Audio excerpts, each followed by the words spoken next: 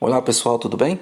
Professor Ivaldo falando com vocês. Vamos gravar mais essa videoaula e hoje falaremos sobre proporção, tá? Que é a continuidade do conteúdo sobre as razões que a gente estava tendo anteriormente.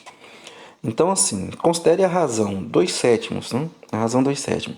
Se a gente pegar os dois números, tanto o 2 quanto o 7, e multiplicarmos pelo mesmo número, aqui a gente vai usar o 3, nós vamos obter uma nova fração, tá? Uma outra fração. E essa outra fração a gente chama de uma outra razão. Então, se eu multiplico aqui, ó, 2 vezes 3 eu chego a 6 e 7 vezes 3 eu chego a 21. Quando a gente pega essas duas frações e escreve ela aqui abaixo, que 2/7 ele é igual a, 21, a 6/21, nós temos o que a gente chama de proporção. Sim, a gente apenas aumentou as duas quantidades pelo mesmo tanto de vezes, né? Aumentamos o 2 em 3 vezes e aumentamos o 7 em 3 vezes. Então a gente diz que o número 6/21 é proporcional ao número 2/7, né? Dessa forma, nós podemos fazer uma regrinha para saber se isso é verdade ou não. Como? Usando o que a gente chama de propriedade das proporções, que a gente falará mais sobre isso. Que é multiplicando os extremos. O que são os extremos? Os extremos são os dois números que ficam em cima lá da primeira fração e embaixo da última fração. No caso, aqui está em azul, que é o 2 e o 21. Então a gente multiplica esses dois extremos aqui, né? 2 vezes 21, que é igual a 42. Então chegamos ao resultado 42.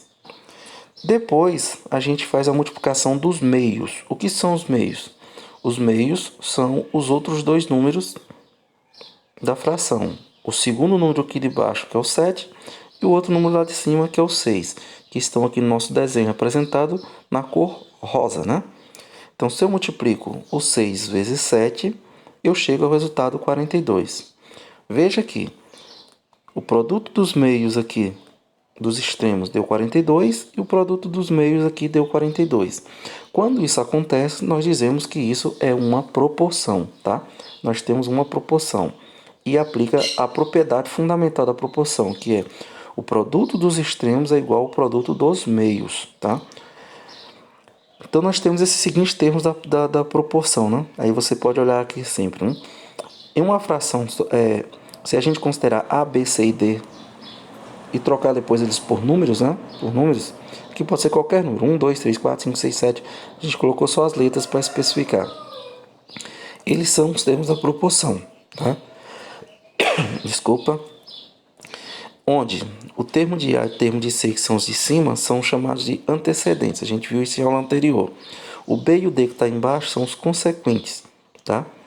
Já na proporção, o A e o D, aqui em cruz, multiplicação cruzada, são os extremos e o B e o C são os que a gente chama de meios. Aqui um exemplo de razão, né? Numa escola, a razão do número de professores para o número de auxiliares é de 16 para 2. O que significa, né? Resposta. Com a razão entre o número de professores e o número de auxiliares é 16 para 12, para 2, podemos concluir que para cada 16 professores existem 2 auxiliares. A cada 16 professores, 2 auxiliares, não? Dessa forma, é a conclusão que nós chegamos. Agora uma aplicação novamente de acordo com aquilo que a gente já viu na aula anterior, né? Uma outra atividade resolvida. Depois vocês podem pausar e ver como é que se faz.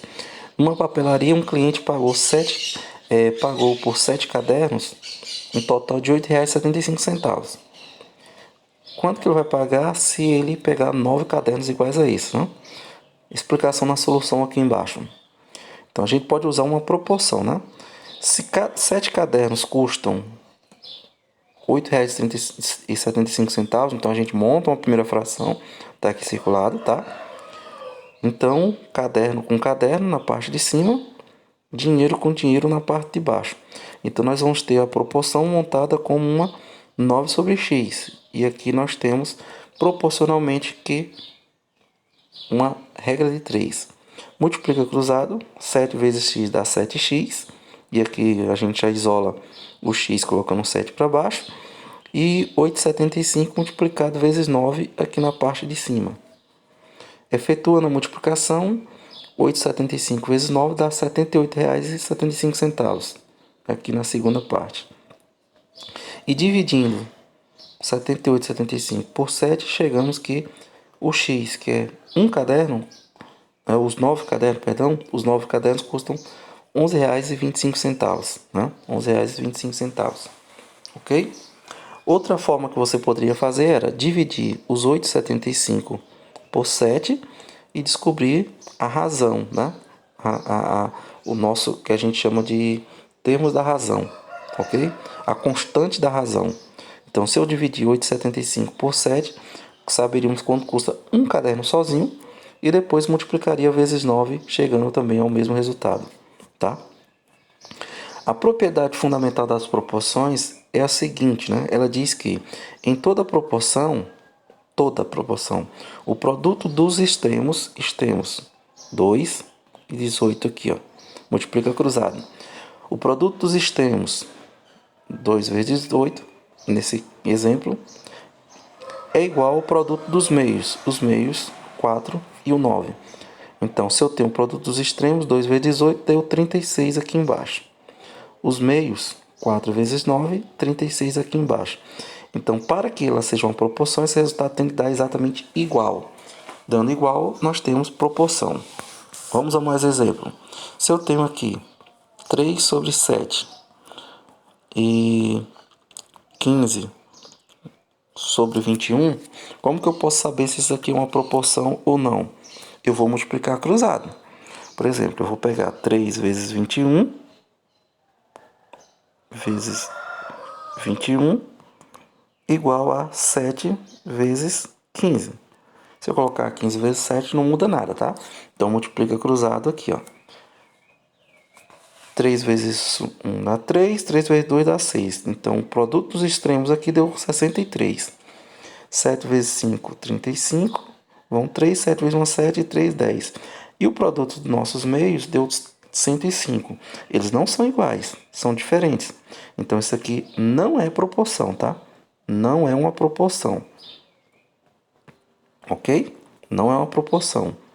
Então, para que ele seja proporção, ele tem que dar resultados iguais, igual a gente mostrou nos anteriores. Então, basta multiplicar cruzado e os resultados dos dois lados têm que dar exatamente iguais. Certo?